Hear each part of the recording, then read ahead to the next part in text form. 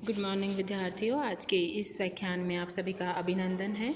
विद्यार्थियों, आज यहाँ पर हम नीति शतकम का 47वें श्लोक से लेकर 49वें श्लोक तक अध्ययन करेंगे।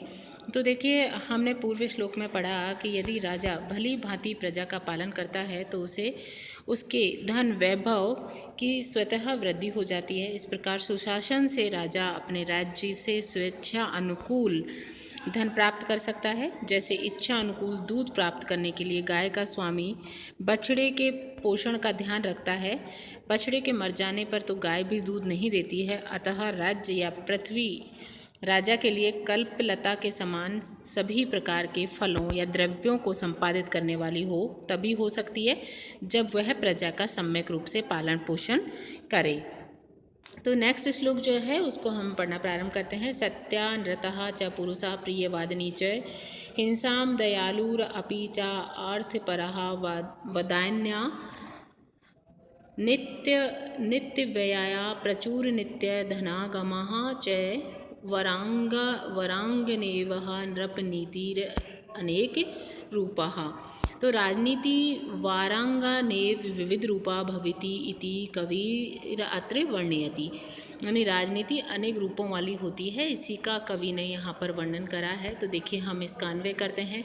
सत्य अनरतः च पुरुषा प्रियवादिनी च हिंसा दयालु अपि च अर्थपरा वदान्या नित्यव्यया प्रचुर नित्य धनागमा च नृपनीतिः वरांगना इव अनेक रूपा भवति ही।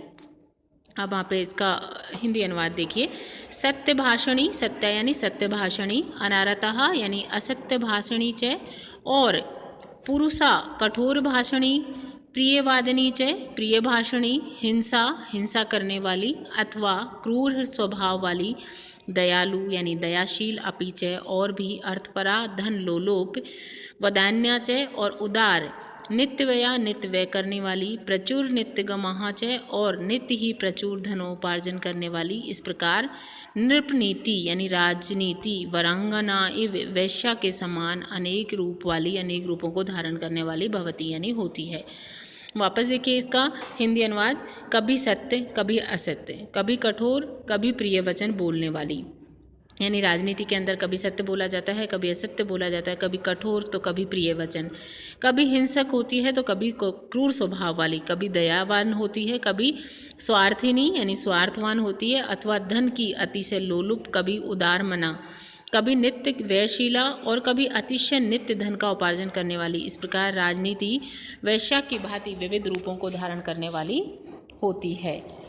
तो यहाँ पर राजनीति के विविध रूपों की चर्चा करी है कि जिस प्रकार वैश्या लोगों को अपनी ओर आकर्षित करने के लिए समय समय पर अपनी रुचि के अनुसार विविध प्रकार के रूप धारण करती है, उसी प्रकार राजनीति भी लोगों पर शासन करने के लिए, उस पर प्रभुत्व बनाए रखने के लिए कभी सत्य स्वरूप वाली और असत्य स्वरूप वाली अर्थात कष्टदायिनी बन जाती है। राजनीतिक व्यक्ति का व्यवहार एक सा नहीं रहता, वह कभी धन लोलुप बन जाता है, कभी उदार बनकर लोगों की सहायता करता है, कभी हिंसक और कभी दयालु बन जाता है। इस प्रकार राजनीति अनेक रूप धारण करने वाली होती है।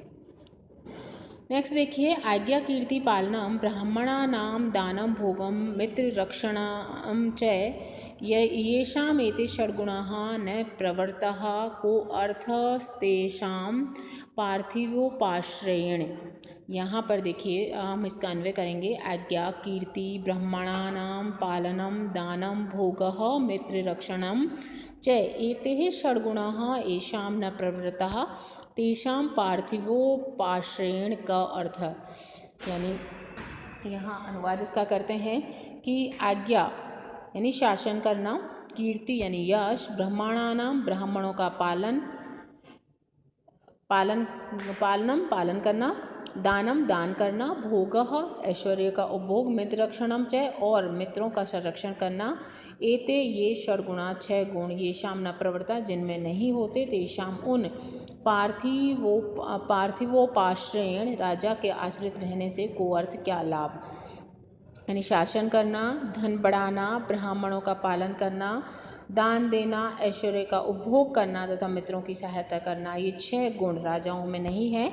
उन राजाओं के आश्रय में रहने से क्या लाभ, अर्थात ये सभी जो गुण हैं उक्त 6 गुणों से संपन्न राजा ही राजा की ही हमें सेवा करनी चाहिए। जिस राजा में उक्त गुणों का अभाव है उनकी सेवा करना व्यर्थ है।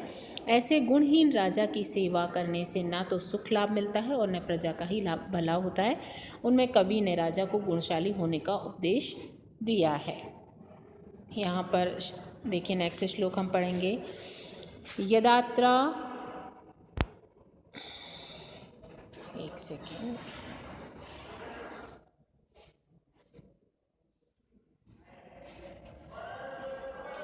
यदात्रा निज पटल, इसमें यद शब्द थोड़ा सा कट गया है, देखिए आप। तो यद धात्रा निज पटलम लिखितम स्तोकम महद्वाधनम तत् प्राप्नोति ही मरुस्थले अपि नितराम मेरहु तनोअनादिकम तद्धीरो भवः वित्तवस्तु कृपाणाम व्रति वृथा माकृथा कूपे पश्य पयो निधाव अपि घटो गृह्णयति तुल्य जलम।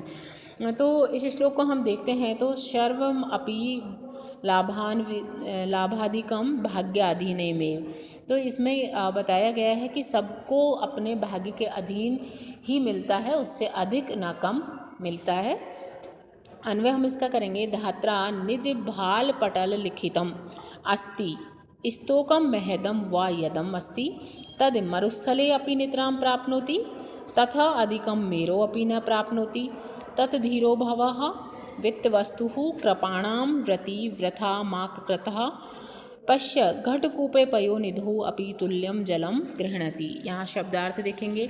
धात्रा यानी विधाता के द्वारा निज भाल पटी लिखितम, अपने ललाट फलक पर लिखा गया, स्तोकम यानी अल्प, महदम यानी अधिक, व अथवा यद जो धनम अस्ति है, तत् यानी उस धन को, मरुस्थले मरुस्थल में, अपि यानी भी, नितराम सर्वथा प्राप्नोति प्राप्त कर सकता है, ततः यानी उससे अधिकम अधिक, मेरो सुमेरु पर्वत पर, अपि भी नहीं प्राप्त कर सकता, ततः इसलिए धीरशील भव, धैर्यशाली बनो, वित्त वस्तु धनवानों के विषय में, कृपणाम हीन व्रति व्यापार, वृथा यानी व्यर्थ है, माँ यानी नहीं, कृथा यानी करो, पश्य देखो, उदाहरण दिया है, घट यानी घड़ा, कुएं में, पया निधो अपि या समुद्र में भी, तुल्यम जलम बराबर जल को ही गृह्णति ग्रहण करता है।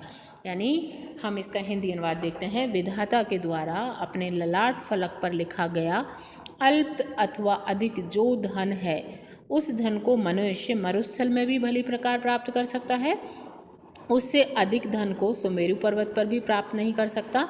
इसलिए हे मनुष्य, धैर्यशील बन, धनिकों के समक्ष हीन वृत्ति को धारण मत कर। देखो, घड़ा कुआं और समुद्र दोनों में से एक समान मात्रा में ही जल को ग्रहण करता है। तात्पर्य है, मनुष्य को उतना ही धन मिलेगा जितना उसके भाग्य में लिखा है, चाहे वह मरुस्थल में रहे या सुमेरु पर्वत पर, सर्वत्र उसे भाग्य अनुसार ही धन मिलेगा। इसलिए कवि उपदेश देता है कि धनवानों के सामने लोभ में आकर व्यक्ति को दीनता नहीं प्रकट करनी चाहिए। घड़ा चाहे कुएं में डाला जाए या समुद्र में, उसमें उतना ही जल भरता है जितनी उसकी जल ग्रहण करने की क्षमता है। इसी प्रकार मनुष्य को भी उतना ही धन मिलेगा जितना उसके भाग्य में लिखा गया है। तो इस प्रकार यहाँ पर भाग्य के प्रति कवि का संकेत है कि व्यक्ति के भाग्य में जो होता है वो कहीं पर भी रहे, उसको प्राप्त होकर ही रहता है। तो आज के व्याख्यान में हम इतना ही अध्ययन करेंगे। आज के लिए इतना ही, धन्यवाद।